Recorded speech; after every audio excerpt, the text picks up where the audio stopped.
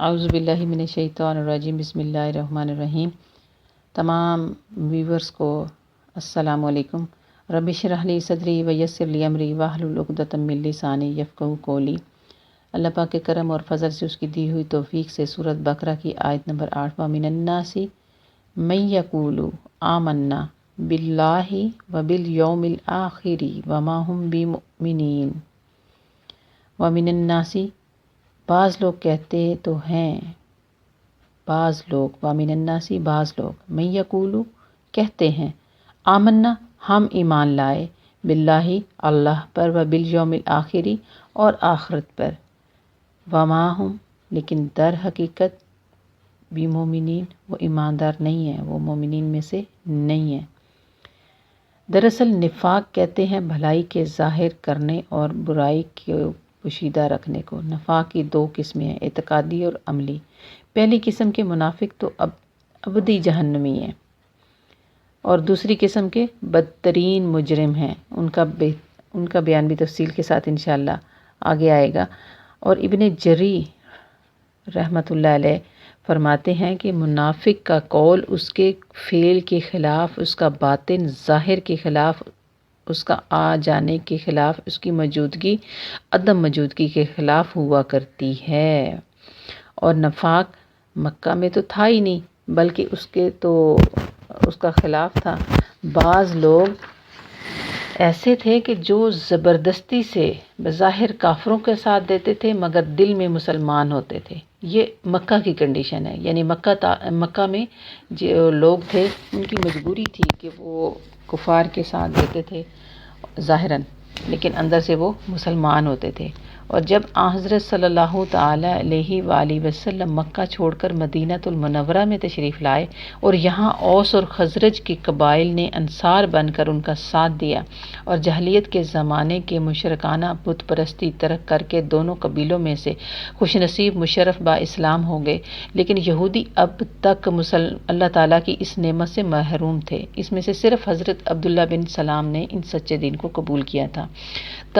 تب تک بھی منافقوں کا خبیث گروہ قائم نہ ہوا تھا، اور حضور نبی کریم صلی اللہ تعالی علیہ وآلہ وسلم نے ان یہودیوں سے اور عرب کے بعض اور قبائل سے صلح کر لی تھی۔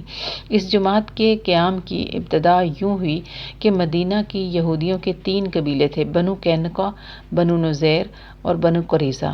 بنو قینقاع تو خزرج کے حلیف اور بھائی بنے ہوئے تھے، اور باقی جو 2 قبیلوں کا بھائی چارہ تھا وہ اوس سے تھا۔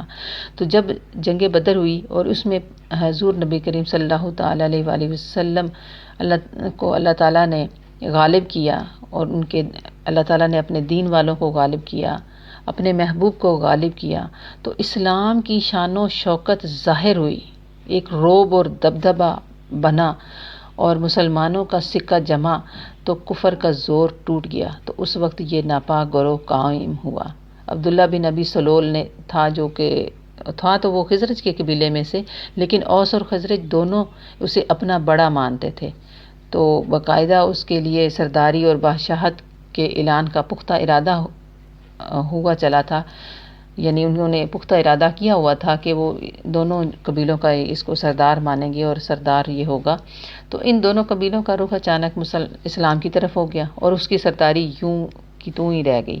اور یہ خار اس نے دل میں ہی تھا کہ ادھر اسلام کے روز افزوں جو ترقی ہو رہی تھی، ادھر لڑائیوں میں اسلام کو کامیابی ہو رہی تھی، تو اس سے وہ مخبوط الخواص ہو گیا، اپنے حواس کو بیٹھا ہوا۔ اب اس نے دیکھا کہ یہ اس طرح سے تو کام نہیں چلے گا۔ فوراً بظاہر اس نے اسلام قبول کر لینے اور باطن میں کافر رہنے کی ٹھان لی، اور جس قدر جماعت اس کے زیر اثر تھی سب کو یہ ہدایت کی، اور اسی طرح منافقین کی ایک جمعیت مدینہ میں اور ایک مدینہ کے آس پاس قائم ہو گئی۔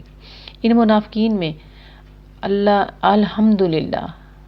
الحمدللہ مکی مہاجر ایک بھی نہیں تھا، بلکہ یہ بزرگ تو اپنے اہل و عیال، مال و متاع کو اللہ تعالیٰ کے نام پر قربان کر کے اللہ اور اس کے رسول کا ساتھ دے کر آئے تھے۔ تو حضرت عباس رضی اللہ تعالیٰ عنہ فرماتے ہیں کہ یہ منافق اوس اور خزرج کے قبیلوں میں سے تھے، اور یہودی بھی جو ان کے طریقے پر تھے اوس اور نفاق کا، ان کا آیات بھی بیان آیا ہوا ہے۔ اور حسن رحمۃ اللہ علیہ، قتادہ اور سعدی رحمۃ رحمۃ اللہ علیہ یہ بھی یہی بیان فرما رہے ہیں۔ اور پروردگار عالم نے منافقوں کی بہت سی بد خصلتوں کا ذکر فرمایا ہے کہ تاکہ ان کا ظاہر حال کر دیا جائے، مسلمان کسی دھوکے میں نہ آ جائے، انہیں مسلمان خیال کر کے اپنا نہ سمجھ بیٹھے اور ان سے کہیں کوئی بڑا فساد نہ پھیل جائے۔ یہ یاد رہے کہ بدکاروں کو نیک سمجھنا بھی بجائے خود بد اور نہایت خوفناک امر ہے، جس طرح سے اس آیت میں بھی یہ فرمایا کہ یہ لوگ زبانی اقرار تو ضرور کرتے ہیں مگر دل میں ایمان نہیں ہوتا۔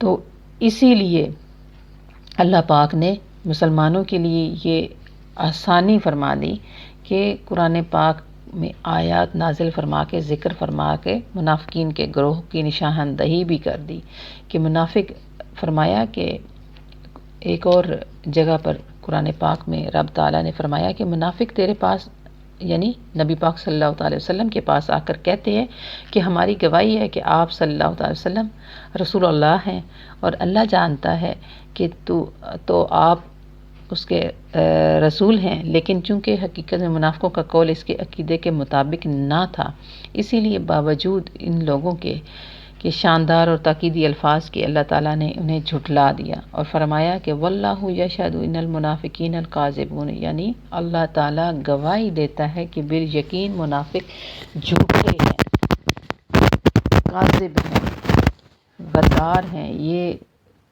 بالکل بھی اسلام کے حق میں نہیں ہے۔ تو اللہ تعالیٰ ہمیں استقامت عطا فرمائے، حق بولنے، حق سننے اور حق سمجھنے کی توفیق عطا فرمائے اور نبی پاک صلی اللہ تعالیٰ علیہ وآلہ وسلم کی لازوال محبت عطا فرمائے۔ وما علینا الا البلاغ، صدق اللہ العظیم۔